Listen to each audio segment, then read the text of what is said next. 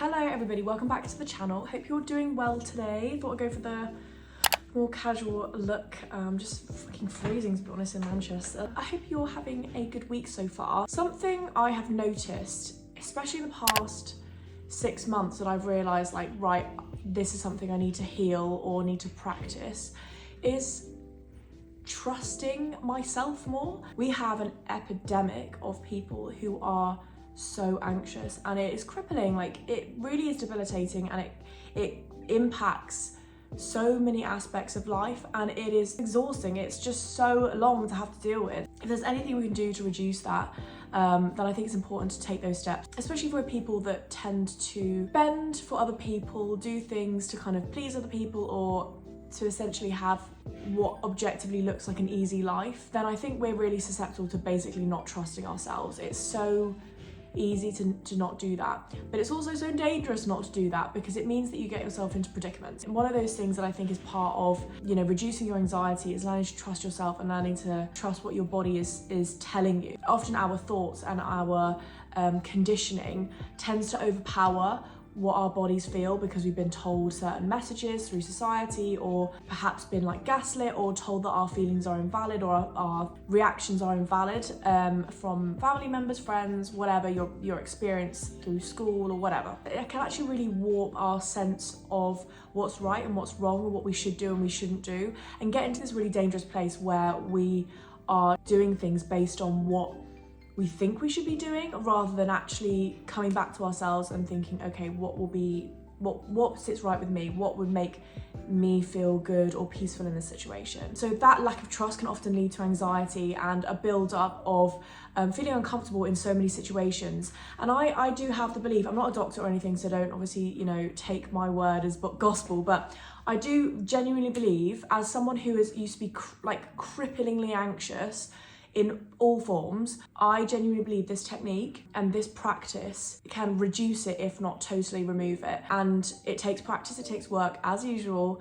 but it's worth it. And I honestly, my nervous system now is like, it's just so peaceful. So that's what I'm going to be talking about in this video. If you'd like to find out how you can reduce your anxiety from my point of view and my kind of experience, then keep on watching. When we experience anxiety, it is because we are put in fight, flight or freeze mode, which is the body's mechanism to protect ourselves. So back in the day when we were cavemen, when we were getting chased by a tiger or whatever, our bodies would react to this and it would create this anxiety because it would try and kind of steer us into moving away from danger. Back in the day it was useful. Now it is actually a bit of a hindrance, especially in the lifestyle that most of us experience in the modern civilized day. And anxiety doesn't just come from physical danger, right? Anxiety, generally speaking, nowadays certainly comes from that emotional danger that invokes that anxiety within us. And what I think is amazing about this is that our bodies don't lie. When we experience anxiety being around certain situations, certain people, certain spaces, it's our body's way of telling us like, this doesn't feel good, you know, this doesn't feel comfortable, I don't get a good sense about this person, this situation, this space, we need to get out. Our body knows before we do that our surrounding, whatever that might be, is somewhere we need to get away from and we need to take ourselves out of.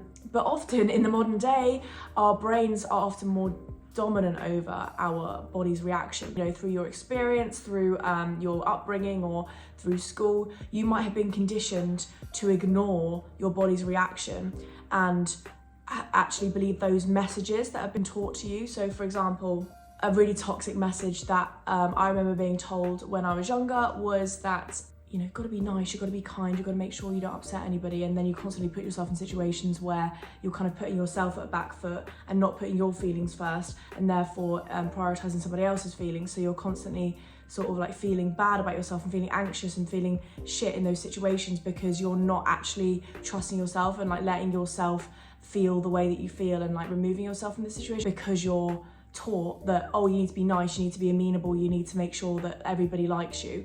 And it's just obviously going to invoke that anxiety in you because you're like, well, you know, this doesn't feel right, my body's resisting it, but that's what I've been told that I need to do and need to behave, so therefore I'm going to continue to put myself in those situations or continue to have those beliefs that invoke this anxiety within me. Trusting your gut is especially difficult for those people who are people pleasers and for those people that are empaths. Generally speaking, people who are people pleasers or are empaths tend to have had an upbringing in which somebody else's emotions, somebody else's needs took way higher precedence over theirs. So they essentially learned that adhering to those needs of that other person and putting their needs at the back burner and ensuring that that person was happy, even if that meant that their own happiness was secondary, that's usually where the kind of empath or the people pleaser is born. And in order to survive in this life, we need to be nice, amenable, prioritize other people's emotions, worry about what other people think about us, all lead to someone who is more likely to be anxious. In order to survive in a situation, that person had to constantly be on edge and be able to read the emotions in the room and understand, okay, what's that person feeling, because they might react badly, or how is that person going to react in this situation. I need to make sure that I'm able to regulate my emotions really quickly and like swiftly in order to make sure that that their emotional reaction isn't going to be catastrophic and cause problems for everybody else around me. You're put in a constant state of, okay, I need to be able to read everything and I need to be able to know exactly what's going on and understand all the emotions in the room so that I'd be able to prepare and react to any negative emotional blowout. Oh my God, that was a lot. And that is where I think the anxiety comes from. Those people are especially prone to anxiety, and the way that you're going to remove that anxiety is to unlearn those things, to start trusting yourself. Now, I'm going to be doing other videos on things like setting boundaries, saying no, basically from my experience as a people pleaser and an empath, I want to talk about all the things that contribute to those things and how you can heal from that. But today it's going to be trusting yourself and focusing on the gut and trusting your gut. Now, I'm sure so many of you know exactly what I'm talking about when I say the gut feeling. The gut feeling is that feeling in your stomach that you're like, that doesn't feel good. And I was really kind of for a long time very unconscious of my gut because I was so dismissive of it, because I thought that the thoughts and messaging that I've been told was like what should be followed. Learning a little bit more through YouTube, through TikTok, and actually being very aware and conscious of my gut has made things a lot easier. Trusting your gut is basically a form of being honest with yourself. Like in this situation that you are in right now, whether that be like a social gathering, whether it be, you know, amongst your family, whether it's be, you know, with your partner, how does your body feel? Because if you're really honest with yourself, does it make you feel good? Do you feel satisfied? Do you feel happy? Do you feel content? Or do you feel resentment? Do you feel like you loathe it? Do you feel cloud over you when you're in that situation? And being honest with yourself is the first step to reducing that anxiety, because being honest with yourself is going to guide you to then make those changes to remove yourself out of situations that make you feel anxious. So for example, if you're honest with yourself about your job and you're like, you know what, this doesn't make me feel good at all, this aspect doesn't make me feel good, you're acknowledging that something is a problem in your life. And that's actually where a lot of people don't want to do it, because it's sometimes more overbearing and like painful to admit that something's not right, because it means you're going to have to make change, and people don't want to do that because they don't like change. But if you're honest with yourself and you're like, you know what, this is where I'm unsatisfied, you can start making those changes. You can go to, you know, your manager and say, this doesn't make me feel good, or there's something I want to talk to you about and it's been bothering me. And the moment that you put that out there and you say those things out loud that have been bothering you, or things that make you feel good, or you make those actions that align with being true to yourself and being honest with yourself and what your gut is saying to you, then you're making your life better, just by that one step. Because when you go to your boss and say, this doesn't make me feel good, if they react in a way that's like, we want to make things better for you, your situation at work is going to improve. You know, people are going to make changes for you to ensure that you're happy at work if they want to keep you. If obviously they don't react like that, then you can go elsewhere, and then elsewhere is going to be better for you. With a partner, say if you speak with them and say, this doesn't make me feel good, and they react in a way that's like, you know what, I want to fix that, I want to work on that, you're going to have a better relationship with them, and you're going to lose that resentment. You're going to reduce that anxiety that comes with those negative feelings. Obviously, if they don't react like that, you know that perhaps it's time to move on, and then you're going to manifest someone, you know, that does make you feel great and that doesn't invoke this anxiousness within you. So actually being honest with yourself and being true to really what your body's saying and what your body knows is right for you. It doesn't matter if it's not right for everybody else. what's right for you, and if you take action on what your body knows is right and what you truly feel about something, someone, a situation, you're going to manifest and you're going to create something that does make you happy, because either way you're going to benefit from it. You either know that to walk away from that personal situation, or you know to enjoy the fact that they know that it's been bothering you, and they're going to change it, and they're going to make the changes that you're looking for. I mean, in all of these kind of healing processes, it's always uncomfortable. Well, you end up seeing people's true colours, which can be really disheartening. At least you now know the truth, and you know that what aligns with you, and if something doesn't align with you, then you don't have to keep it around. The consequences of not being honest with yourself are going to lead you into a life of, or continue you on in this life of misery. I know that if I chose not to make a change when I was like, 21, 20, something like that, to become less of a people pleaser and to work on that characteristic, my life would be shit. It sounds kind of savage, but like it would be so wholly unsatisfying. And I'm not saying that I'm, I am still a people pleaser, but I'm healing on it, and I know that like things have got better for my mental health and my anxiety tenfold since deciding to make that change and deciding that I could use my empathy as a superpower as well. The consequences of not trusting your gut and not trusting yourself is horrendous, because you will go through your entire life, just as I used to do, constantly worrying about whether someone liked me or not. My self-esteem was massively attached to what people thought about me and whether or not people liked me and my popularity. I never felt good about myself. I always thought I was just unworthy. And looking back on that, thinking to myself that my value was so based on other people and their opinions and like their presence within my life is so sad. The anxiety that came with constantly thinking, oh my God, is this person going to be okay with me today, or is this person going to be off with me today?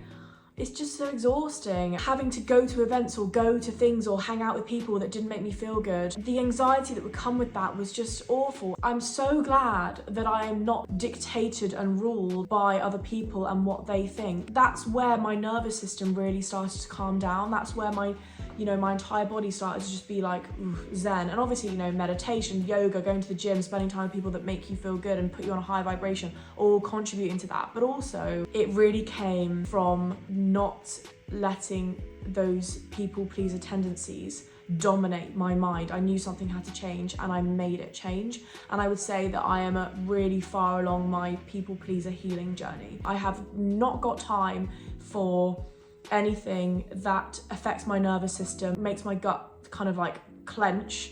No, I'm so in tune with my body now and what my body feels like.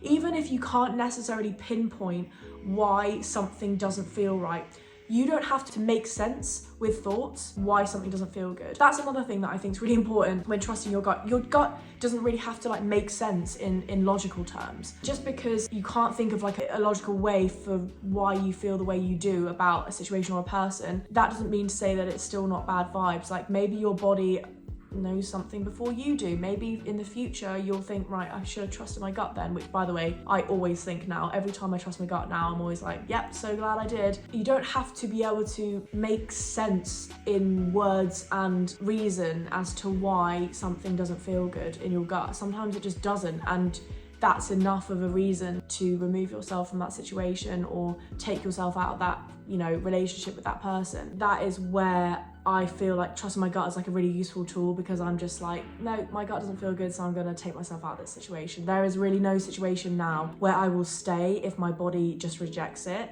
I mean, it doesn't really happen now. It used to all the time. But through that healing process, it just no longer happens because I just refuse to do it. I like myself too much. That kind of leads on to the idea of practicing trusting your gut. Well, I mean, what I did initially was I wrote a list of all the things that didn't make me feel good. Then I said those names out loud and witnessed how my body reacted to it. Over time, you don't need to do that, because you become more honest with yourself and you stop gaslighting yourself, being like, oh yeah, but I feel bad for thinking that.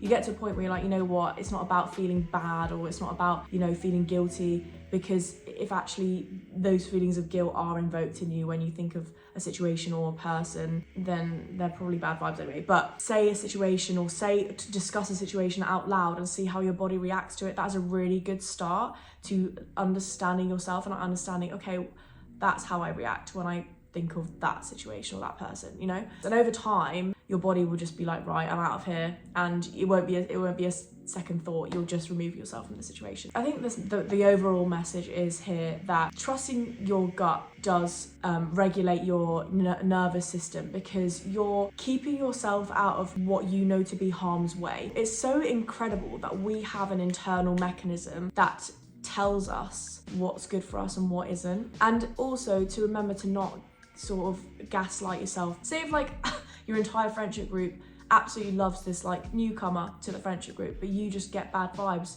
That's not invalid. Just because everybody else like gets a good feeling about that person doesn't mean to say that you also have to. It's not about like who's right or who's wrong. It's not a right or wrong situation. It's just like, they don't feel aligned with me. That person doesn't make me feel good, or that thing doesn't make me feel peaceful, therefore I'm going to remove myself from that situation, or take that out of my life. That's not like them being categorically, or that situation being categorically bad or inherently bad. It's just that it's not what you want in your space. So don't second guess yourself. Like, your body is right even if other people's bodies are telling them something different.